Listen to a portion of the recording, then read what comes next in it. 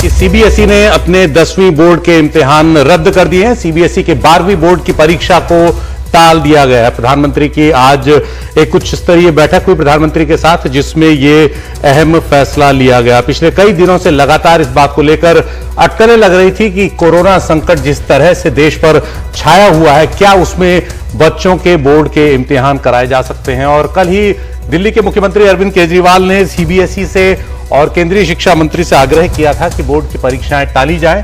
और इसके बाद देश भर से अभिभावकों की भी अलग अलग राय सामने आ रही थी। कई लोग ये कह रहे थे कि इन परीक्षाओं को रद्द किया जाना चाहिए, क्योंकि छात्रों के भी संक्रमित होने का खतरा है। आपको बता दें, पिछले साल 12वीं बोर्ड के ही देश भर में 1,40,00,000 से ज्यादा छात्र थे जिन्होंने 12वीं बोर्ड की परीक्षाएं दी थी।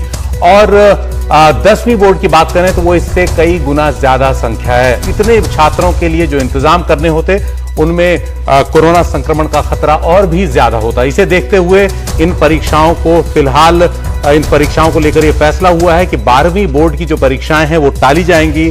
10वीं बोर्ड के जो इम्तिहान हैं उन्हें रद्द कर दिया गया है। अब इन्हें इंटरनल असेसमेंट के आधार पर ही आंका जाएगा। ये फैसला बहुत इंपॉर्टेंट, बहुत खास है, जो अभी अभी सामने आया है। प्रधानमंत्री ने आज एक हाई लेवल बैठक बुलाई थी एग्जाम्स को, इम्तिहानों को लेकर के जो इंतजाम है उनकी समीक्षा के लिए। और इसमें केंद्रीय शिक्षा मंत्री रमेश पोखरियाल निशंक थे, प्रधानमंत्री के प्रिंसिपल सेक्रेटरी थे, कैबिनेट सेक्रेटरी थे और स्कूल और हायर एजुकेशन सेक्रेटरीज थे और अन्य जो बड़े अधिकारी वो सभी मौजूद थे। देश भर से जो प्रतिक्रियाएं आ रही थी उन सब की समीक्षा की गई, उन सब पर विचार किया गया। और जो हालात हैं इस समय, आपको बता दें, कल ही 1,84,000 से ज्यादा केस देश में सामने आए हैं कोरोना के, और अगले कुछ दिनों में स्थिति और भी गंभीर होने की आशंका जताई जा रही है। जिस तरह से संक्रमण का दायरा लगातार बढ़ रहा है, इसे देखते हुए आज ये अहम फैसला केंद्र सरकार ने किया है। सीबीएसई जो एक तरह से केंद्रीय माध्यमिक शिक्षा बोर्ड है, जिसका संचालन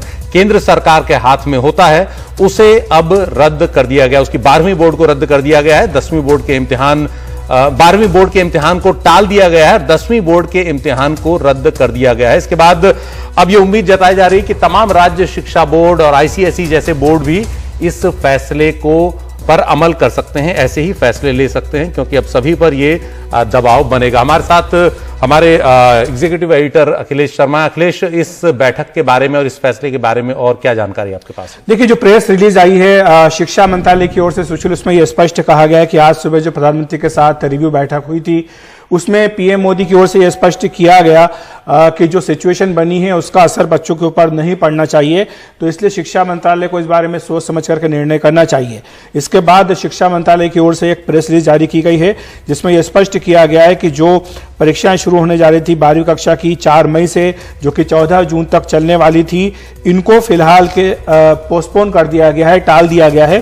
और 1 जून को रिव्यू किया जाएगा कि कोरोना की देश भर में क्या स्थिति है, उसके बाद ये परीक्षाएं कब करानी है इस बारे में निर्णय किया जाएगा। लेकिन यह स्पष्ट किया गया है कि जो भी 1 तारीख को रिव्यू फैसला होना है, उसमें जो संबंधित राज्य हैं उनकी भी राय ली जाएगी, उनसे भी रायशुमारी की जाएगी कि ये परीक्षाएं कब आयोजित कराई जा सकती हैं, क्योंकि उन्हें भी अपने ओर से व्यवस्था जो है वो करनी होगी, सुशील।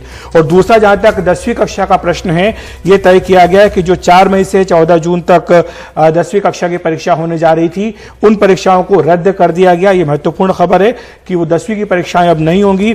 बच्चों की जो ऑब्जेक्टिव क्राइटेरिया था उसके हिसाब से उनको मार्किंग दी जाएगी और उसी के हिसाब से उनको जो है मार्क्स दिए जाएंगे।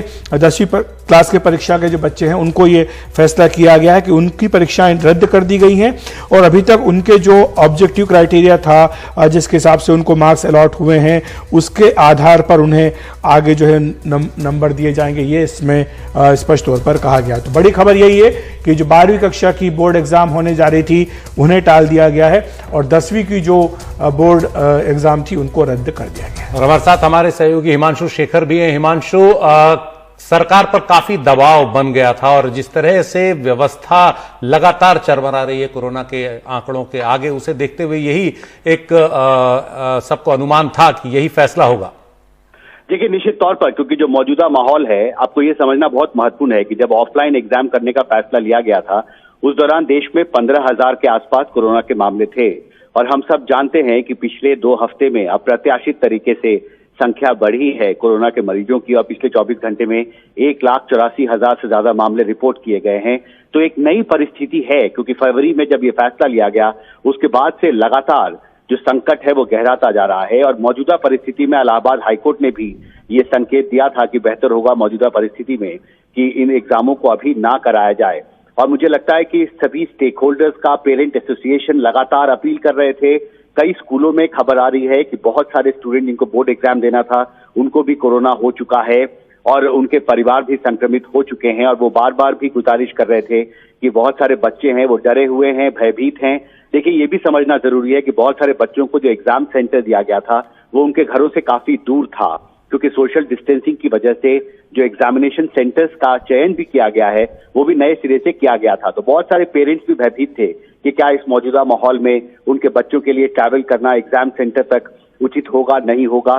क्या अगर कोई अलग से कोई बस की व्यवस्था की जाती है तो क्या बहुत सारे बच्चे को अलॉट किया जाना चाहिए एक बस में ट्रैवल करने के लिए। तो लॉजिस्टिक्स के इशू थे और एक फियर साइकोसिस भी समाज में बढ़ता जा रहा है सुशील। और मुझे लगता है कि प्रधानमंत्री ने जब ये बैठक बुलाई तभी एक बड़ा संकेत मिला था कि सरकार अब नए सिरे से फरवरी में ऑफलाइन एग्जाम कराने का जो फैसला था उस पर अब पुनर्विचार करने का मन बना चुकी है। और इसी संदर्भ में ये बड़ा फैसला आज सरकार ने किया है सुशील जी। और जो राज्य शिक्षा बोर्ड है, जैसे सबसे बड़ा शिक्षा बोर्ड जो है उत्तर प्रदेश का, पिछले साल 26 लाख बच्चों ने 12वीं की परीक्षा दी थी उत्तर प्रदेश से। तो इन सभी राज्यों से भी अब ये उम्मीद की जानी चाहिए कि वो भी इसी फैसले की तरह आगे अपने राज्य शिक्षा बोर्डों को लेकर फैसला लेंगे।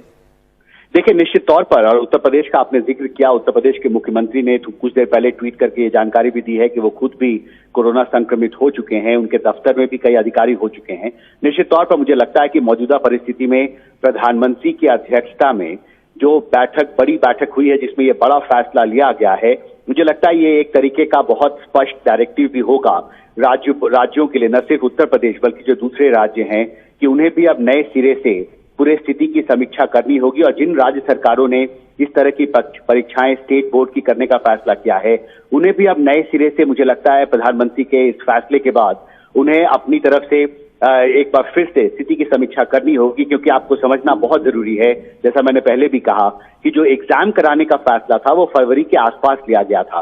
और पिछले 2 हफ्ते में सुशील जिस तरह से अप्रत्याशित वृद्धि हुई है संख्या में, न सिर्फ दिल्ली में, महाराष्ट्र में, कई राज्यों में, मुझे लगता है कि राज्य प्रशासन जो है उनको भी अब नए सिरे से स्थिति की समीक्षा करनी होगी। क्योंकि मौजूदा माहौल में मुझे लगता है कि अगर वो अड़ते भी हैं एग्जाम कराने को लेकर तो बहुत सारे पेरेंट्स होंगे वो शायद अपने बच्चों को परीक्षा में भाग लेने ना भेजें। और साथ ही एक और महत्वपूर्ण बात, कुछ देर पहले ही एक अभिभावक ने मुझे फोन किया था। उन्होंने कहा कि उनके बच्ची के स्कूल में 3 से 4 बच्चे उनके क्लास के हैं जिनको कोरोना संक्रमण हो चुका है और वो अब स्थिति में नहीं है कि बोर्ड एग्जाम दें। तो निश्चित तौर पर मुझे लगता है कि समाज का दबाव था। अरविंद केजरीवाल सार्वजनिक तौर पर कह चुके थे कि लाखों सेंटरों में लाखों स्टूडेंट्स को इस तरह से परीक्षा के लिए आप फोर्स नहीं कर सकते। कई कांग्रेस के बड़े नेताओं ने भी इस तरह की अपील की थी सरकार से। प्रियंका गांधी ने चिट्ठी भी लिखी थी एचआरडी मिनिस्टर को, एजुकेशन मिनिस्टर को।